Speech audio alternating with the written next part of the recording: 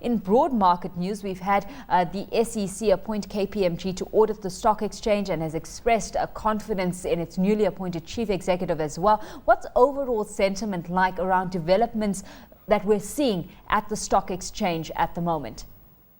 Thanks, Alishia. I think you can say that we are cautiously optimistic at this time. Clearly, the changes last week at the stock exchange has been quite transformational. To sweep away, the senior management of the exchange, and the allegations of wrongdoing among 260 individuals, as you heard the DG of the SEC mention yesterday. And so those are really transformational things that we will have to contend with.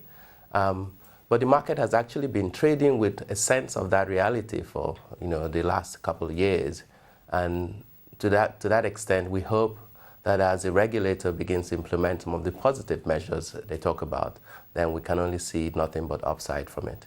While there's all this positive sentiment around the changes that are happening, not only in terms of the broad market playing field, but the banking sector as well, something really seems to have triggered a shift in sentiment to the downside, though, where this market has been struggling to hold on to any upward momentum over the last couple of weeks. So why the pullback that we've been seeing on the local bourse? The pullback is not so much as there's a bit of misplaced optimism, you might say, because of the announcement of the Asset Management Company of Nigeria being signed into law several weeks ago, and then the CBN has since then released new guidelines on how that might work. What we've seen that over the last 12 months, that the cleared banks and the banks that are yet to be cleared by the central bank had been trading in a divergent manner, with the cleared banks trading at something like a 60% premium if you look at the one-year history of their trading records. But in the last couple of weeks, we've seen that the banks that are yet to be rescued have actually picked up, and people are probably taking positions with the expectation that AMCON will come in and buy them off at some sort of a premium. So lately, there might be a feeling that this may not really be the reality, because we just don't understand the modalities of how AMCON will be set up, and those will be interesting details to learn as the days and the weeks unfold. While we wait for that kind of detail to unfold, when it comes to the banking sector, the big question that had at one stage been out there was, are we seeing too many reforms too quickly, leaving many unsure of the direction the industry would take? What's your perspective on the status of things as it stands right now, or would you have to wait for that detail to emerge before coming to any conclusion on that front? I think I will agree with you. At the beginning, when the new central bank governor came in, there was quite a salvo of reforms and regulatory changes. Pretty much every other week we saw a new directive. It wasn't until probably they had gone 6 months into his tenure before they came out with these 4 pillars of banking reform. And that sort of painted a picture of where they're trying to go. And within that structure, we can now begin to see some say of a bit of light at the end of the tunnel. And perhaps our reality when we get there will be much better than what we face at the moment.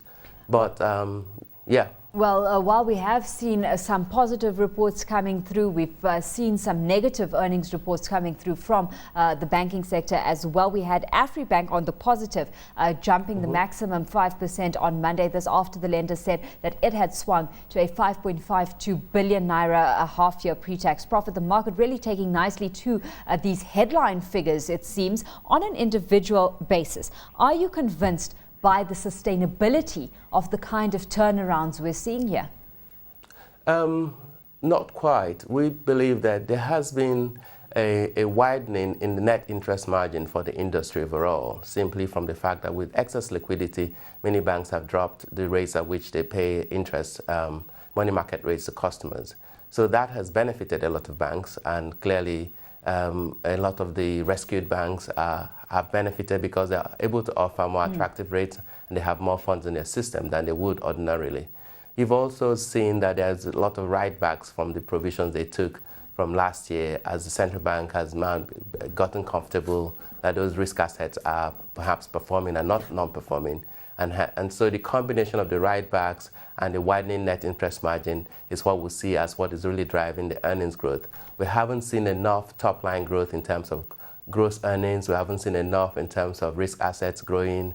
And so that's what we're watching for. Most of the major banks that have announced have actually shown, interestingly, shrinking gross earnings and relatively shrinking or flat risk asset growth. Well, using Afribank as that example, we've seen that share price cumulatively over the 1 month period, as we saw just on screen right now, climbing over 16%. Balance sheets looking stronger is one thing. Let's talk through the kind of development we're seeing in risk management expertise. Is that happening in tandem? Because this is a key ingredient that's necessary to ensure any sustainability of earnings from here on out.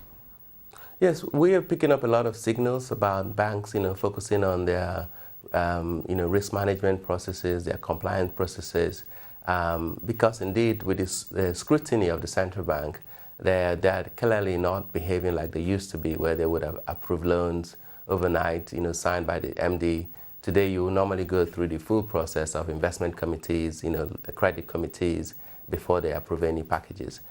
So we're beginning to get a sense that people are trying to repair the excesses of the previous years. But, we'll have to wait at least another full earnings season to go through before we understand how that is being implemented in practice. Let's take a look at a bank that didn't release too impressive numbers. We had Nigeria's Sky Bank disappointing yesterday with the first half profit dropping 6.4 billion naira. This seeming to be contrary to the recent trend we've been seeing. What have you made of those numbers? And are we looking at a market here that's not entirely convinced that all the skeletons may be out of the closet, because gross earnings did manage a slight rise while that profit dropped? I think you have to remember, again, it's a question of timing. Yeah. Last year was the first time all the banks went to a full year December year end. If you look at the picture of 2009 half year for Sky Bank, that was released before the special audit started. And hence, by the time they published their full year numbers, they'd gone from a profit to a loss position. Hence, when you look at this number, I would actually take it to be quite positive and quite similar to what we've seen for other banks. But obviously, if you compare it to half year 2009, before the special audit was imposed on the industry, then you have a picture that seems to suggest they're doing much worse than last year. I think they're just doing much like the whole industry overall. Well, maybe the market needing some time to digest that news, because that share price yesterday falling back 3.5% on the back of the numbers. In the meantime, Guaranty Trust Bank has been a firm favorite amongst many of the market players we've been watching. They've also gone as far as issuing a 25 kobo dividend per share, and that's proposed for the period. Would you be a buyer into GTB right now? How are you valuing that stock? Clearly, GTB is a darling in the stock market. As a result, it trades at a clear premium to most of its peers. Among the top-tier banks, it trades at about 2 times price-to-book value, where the rest are averaging about 1.5 times. If you look at it in terms of earnings, it's well about 11 times PE on a forward basis based on Afrinvest earnings estimates. But when you look at the underlying picture, GT Bank does have a very tight cost structure. Their cost-to-income ratio is around 50%, so that's a whole 10 percentage points below most of its peers, and perhaps as much as 15 below the industry average. And then you look at the loan-to-deposit ratio, they're way up there in the 80%. That shows you they're really maxing out, trying to get those loans out there as aggressively as possible. So that's an interesting picture to think of a bank with their front-leading sort of technology focus, still being able to focus on the numbers, make the costs as lean as possible while trying to get out the assets to as many people as their system can contain. Well, so we like GT Bank, indeed. Yeah.